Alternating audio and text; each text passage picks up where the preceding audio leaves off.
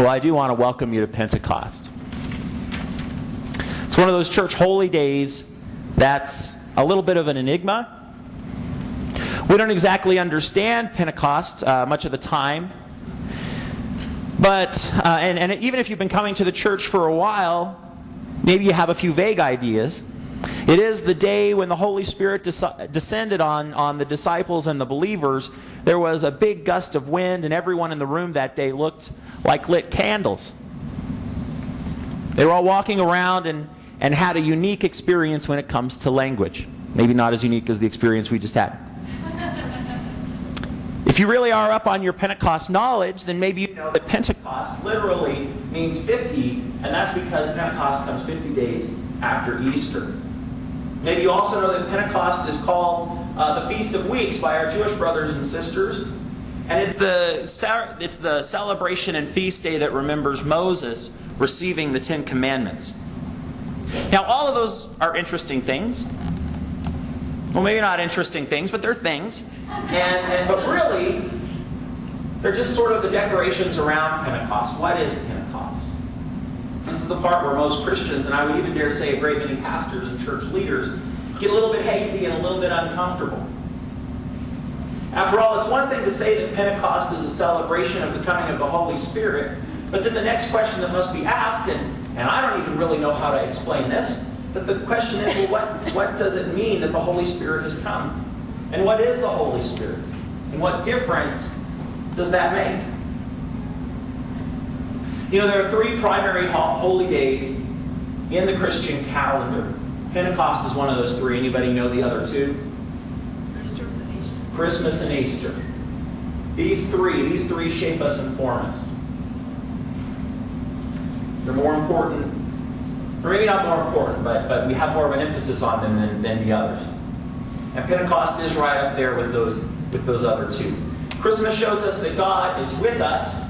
Easter shows us that God is for us. And Pentecost shows us that God is in us.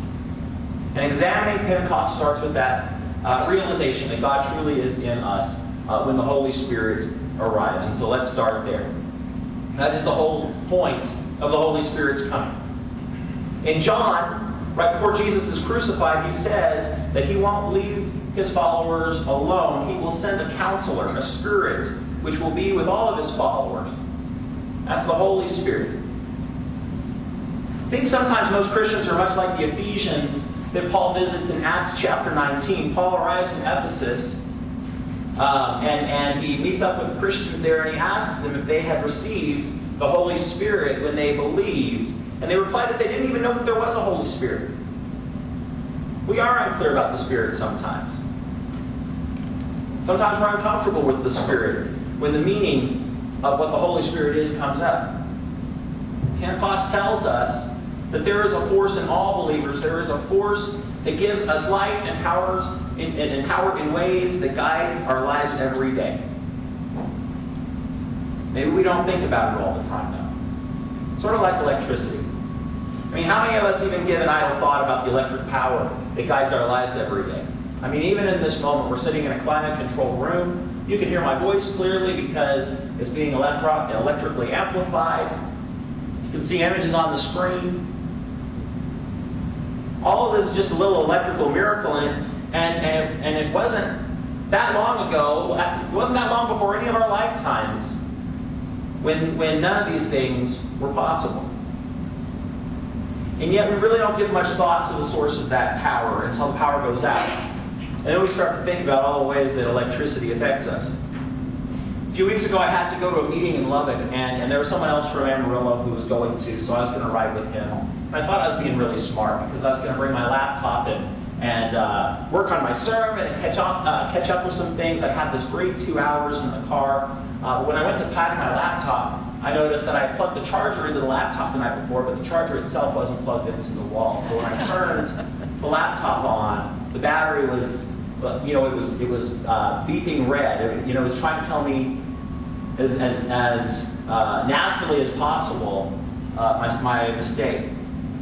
I think we do this a lot in the church too. When it comes to the source of our power, we forget to plug in to the source which feeds us and enables us to do what we're called to do. And that force is the Holy Spirit.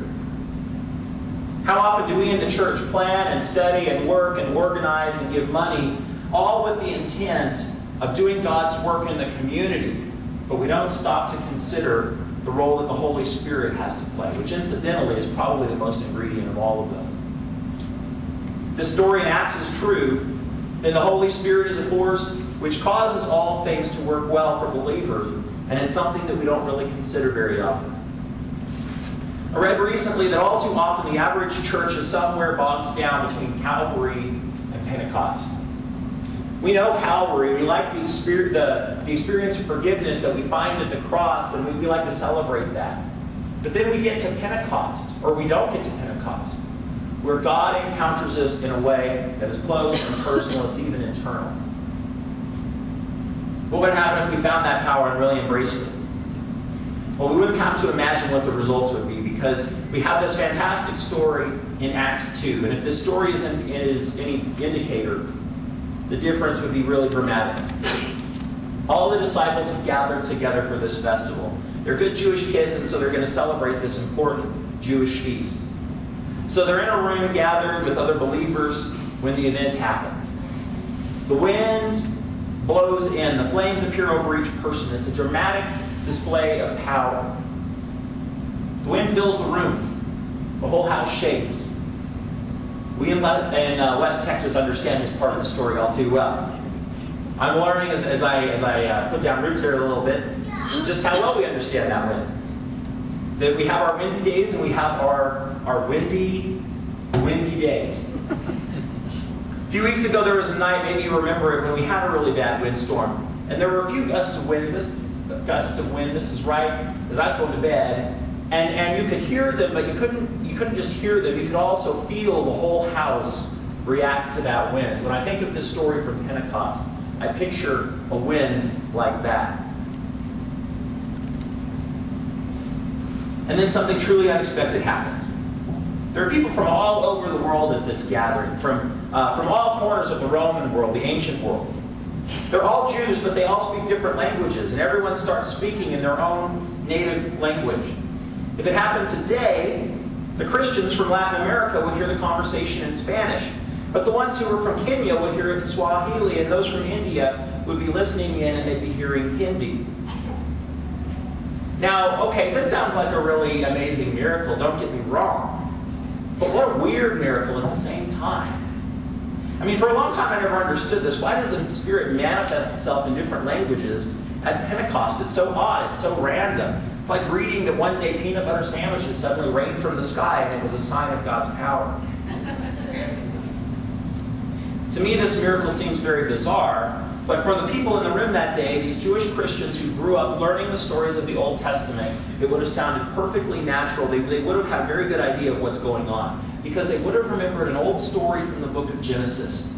You see, it was told that in the olden days, everyone spoke the same language. And not only this, but they were a very proud bunch.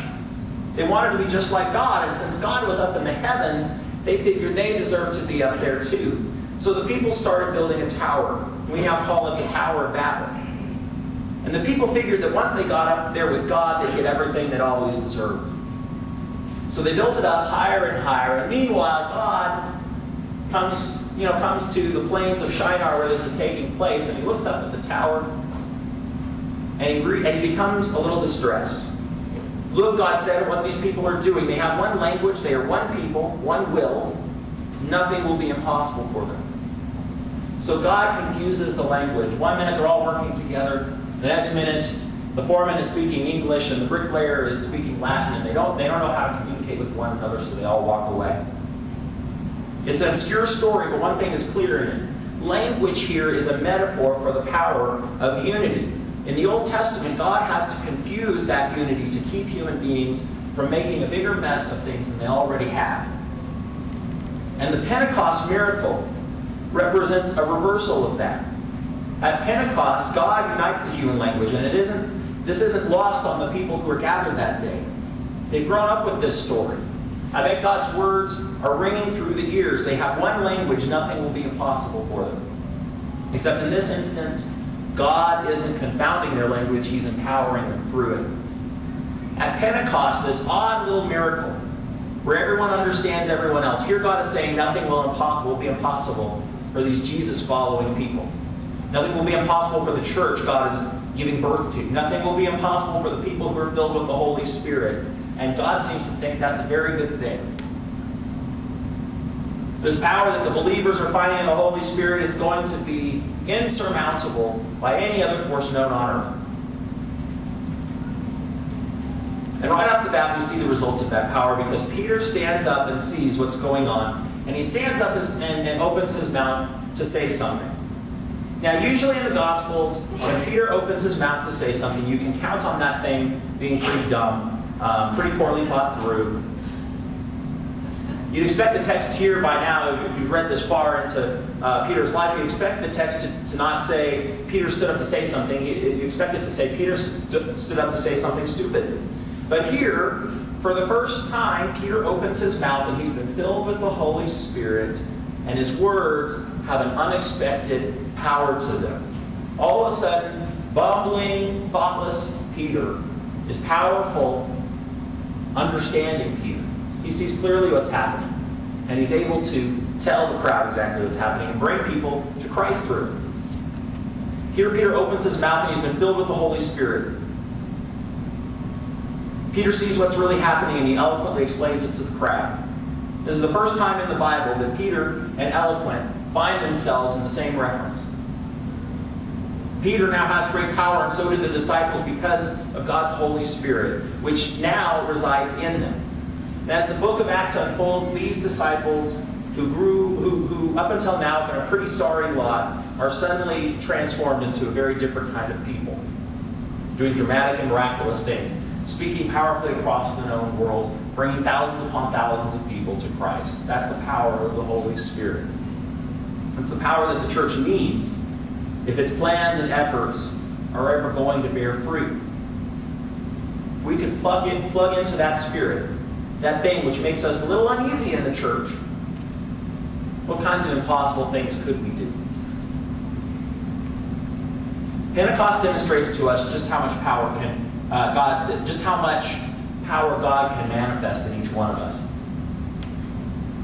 Even sorry backwards us. You know, even the word Spirit has come to mean something sort of pale and shapeless. School Spirit, the Christmas Spirit, the Spirit of 76, sometimes even the Holy Spirit. Each of these points is something that you know is supposed to get you on your feet and cheering, but somehow you just can't get your mind around it. The adjective spiritual can even be seen negatively. When I hear somebody described as spiritual, I think to myself that it's probably the kind of person that I don't want to spend much time around, and I might want to avoid. The word inspiring, which comes from the same root as the word spirit, is even worse. Books that are in the inspirational section are usually books I don't like to read because they're a little too sappy for me. But in spite of all the negative, uncomfortable connotations we think of when it comes to spirit, spirit really is powerful indeed. The words for spirit in both Hebrew and Greek originally meant breath. If you think of the word respiratory, there's spirit in the middle of it. It's the same idea. And breath is what you have when you're alive and what you don't have when you're dead. Thus, spirit equals breath equals alive. It's the aliveness and power of your life. So to speak of spirit is to speak of the power of life that is in you. Spirit is highly contagious. When people are filled with the Spirit, when they are excited or very happy or very sad, you can catch that spirit as easily as you can catch the measles or a yawn. You can catch it from what they say or what they do, or just from what happens to the air in the room when they enter it.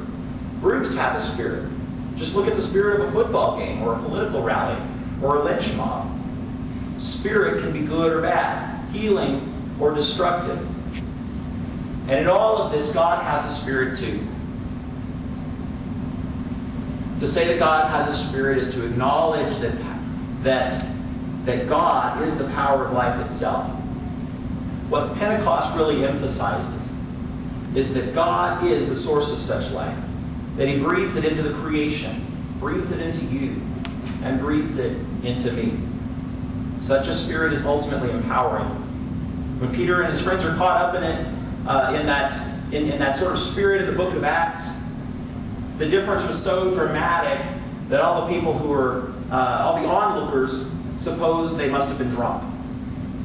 And in a very real sense, that's exactly what they were. In the name of the Father, the Son, and the Holy Spirit.